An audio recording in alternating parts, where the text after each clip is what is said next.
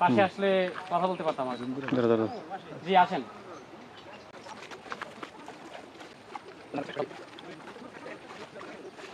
ভালো আছেন? হ্যাঁ ভালো আছি। ভালো আছেন? হ্যাঁ, আমি যদি ভুল না করি আপনি একজন শিক্ষক নাকি?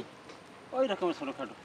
যেমন আমি মসজিদ ভিত্তিক গণশিক্ষার মানে এছাড়া আর কোনো প্রতিষ্ঠানে আপনি জড়িত নাই? ইমাম হিসেবে দায়িত্ব পালন করি। আর বাড়িতে মোটামুটি মুরগি খামারও আছে, ধান চাষবাস করি। আপনি একটা ইফতেদাইয়ের সাথে জড়িত আছেন নাকি? আমি ইফতেদাইয়ের নাম কি? নোয়াপাড়া আমিনিয়া স্বতন্ত্র ইফতেদায়ী মাদ্রাসা। আজকে কি বার বলতে পারেন? এখন কয়টা বাজে? 12টা 25। আপনাদের ইফতেদায়ীর ক্লাস কয়টা থেকে কয়টা পর্যন্ত? এখান থেকে ক্লাসই তো শুরু হয় না, সরকারি কোনো মানে তথ্য মতো নেই এখন পর্যন্ত।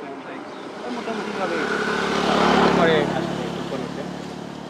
মানে ইফতেদায়ী এখন পর্যন্ত ক্লাস শুরু হয় না, আপনারা ক্লাস করেন না নাকি? করি, ফাঁকে ফাঁকে বড়ই করি, 10টা পর্যন্ত করি। ইফতেদায়ীর ক্লাস 10টা পর্যন্ত করেন? করি আমার কয়টা থেকে কয়টা পর্যন্ত করেন ক্লাস? আমরা 7টা থেকে 10টা পর্যন্ত। আপনি বলছেন কিছুক্ষণ আগে বলছেন আপনি আরেকটা জব করেন ইসের ইসলামিক ফাউন্ডেশনে। মূলত সত্য কথা বলতে সকলে ক্লাস করি না, ক্লাস করি দুইজনে। ক্লাস থেকে মোটামুটি দেওয়ার জন্য দরকার।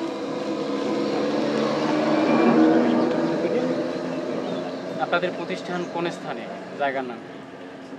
জায়গার নাম হলো মোয়াপাড়া আমিনি ইফতেদায়ী মাদ্রাসা। ওই স্থানের নাম কি? এখানে মোয়াপাড়া। মোয়াপাড়া। কতজন শিক্ষার্থী আছে আপনাদের প্রতিষ্ঠানে? কথার তো 25-30 জন আছে। শিক্ষক আছে কতজন? শিক্ষক তো এখন বর্তমান তো কোনো অনুদান নাই, উপবৃত্তি নাই, কিছু নাই। কাগজে কলমে কতজন শিক্ষার্থী আছে? কাগজ কলমে আছে আমাকে হয়তো 70-75 জন আছে। আজকে কি গেছিলেন? আমি যাই না, শিক্ষক রাখা আছে আর একজনে। আমরা শুনেছি আপনার প্রতিষ্ঠান থেকে মাটি কাটা হয়েছে, প্রতিষ্ঠানে একটা ঘর তোলা হয়েছে এবং প্রতিষ্ঠানে হলুদ লাগানো হয়েছে প্রতিষ্ঠানে। এগুলো বলতে ওই মসজিদের পাশে বিশাল একটা মাদ্রাসা আছে। ওই মাদ্রাসাটা অবশ্যই ওই জায়গায় পড়ানো মসজিদ ওই দেয় আর মসজিদে বাড়ানো। এর পূর্বে আপনাদের প্রতিষ্ঠান ছিল কোন স্থানে? এটা আগে ওই জায়গায় ছিল প্রতিষ্ঠান। ওরা 1985 সালে আর কি নবায়ন দেওয়ার পর 500 টাকা করে ভাতা দিয়েছে। 2বার পাইছে আমার শিক্ষক পাওয়ার পর এরপর আবার বিল্ডিং গেছে। বিল্ডিংয়ে বিএনপি এসছে আবার দেবে এই দড়ি তালে রয়েছে, দেয় না কিছু। এই এবার এখন তো বর্তমানে একটা সুযোগ সুবিধার কথা কয়, তথ্য নেয় নাই, কাগজপাতি নেয় নাই, যদি নিয়ে ঠিক হয় যদি ভবিষ্যতে হয়টাই। এখন সুযোগ সুবিধার কথা উঠছে এবং অনেক প্রতিষ্ঠানই আমরা দেখছি যে ক্লাস চলছে। আপনাদের এখানে যদি এরকম করেন তাহলে না, যদি সরকারি চিন্তা করেন সবার তো পেট আছে, সবাই তো প্রত্যেকেই ফ্যামিলিতে 4-5 লোক আছে, সংসার তো চালানো লাগে। ওই জায়গায় যে খালি যে এখন আপনারা এই যে ক্লাস করেন না, যখন আপনাদের প্রতিষ্ঠানটা জাতীয়করণ হবে তখন কি আপনারা এই পিছনের বেতন তুলবেন না এরকম? না, জাতীয়করণ হলে তো আর এখন তো বিল দেবে না, যে সময় সরকার এমপিও দেবে, এমপিও থেকে সরকার বেতন দেবে। এমপিও থেকে দেয় না, এর থেকে কিন্তু তথ্যও নেয় নাই যে দেবে কি না দেবে।